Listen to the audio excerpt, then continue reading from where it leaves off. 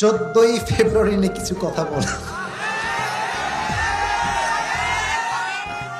এই মাসটার নাম কি ভাই? এই মাসে আছে নাকি? বিশ্ব বেহায়া দিবস, বিশ্ব নির্লজ্জ দিবস, নারীদের ধর্ষিতা হওয়ার দিবস।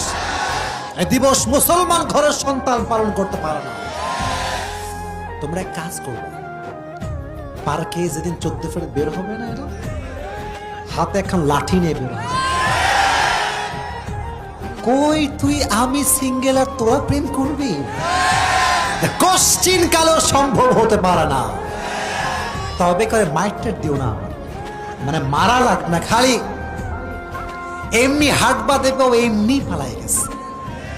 আসলে ভাই, যেখানে বাবারা এখানে এসেছেন যারা, বলতে চাই একটা কথা, 14ই ফেব্রুয়ারি এটা হবে অফ ডে, মানে হচ্ছে আপনার মেয়ে আপনার বাসার এরিয়ায় থাকবে, কোনো প্রাইভেট কোচিং সেই দিন হবে না।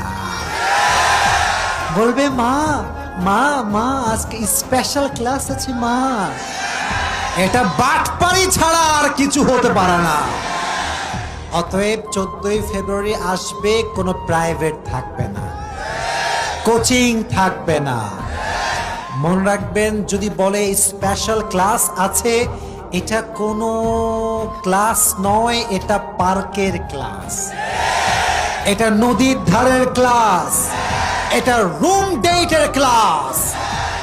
আপনার মেয়ে যাবে সুন্দরী হয়ে, ভালো হয়ে, কিন্তু আপনার মেয়ে কিন্তু প্রেগন্যান্ট হয়েও বাসায় ফিরে আসতে পারে। এজন্য 14ই ফেব্রুয়ারি কি মুসলমানদের দিবস হতে পারে? এটা মুসলিম ঘরের সন্তান পালন করতে পারে। যুবকদেরকে 14ই ফেব্রুয়ারি ফিতনার থেকে হেফাজত করুক, সকলে পড়ে আমিন। আর একটা সমস্যা আছে, যখন গজব আসে চতুর্দিক থেকে আসে। Chocolate day, kiss day, hug day, rose day. এই চকলেট ডে তুই কই থেকে পাইলি? What is this? মানে ফালতুরও ফালতু এই সব কাজ, ঠিক না বলা?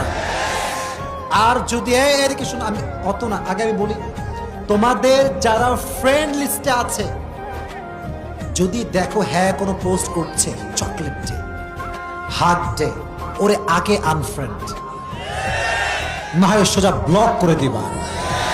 যে খ্রিস্টানদের সভ্যতা অনুসরণ করবে, সে আমার ফ্রেন্ড লিস্টে থাকার কোনো যোগ্যতা রাখে না। প্রথমে বোঝাবা, না মানলে আনফ্রেন্ড, ঠিক কিনা বল?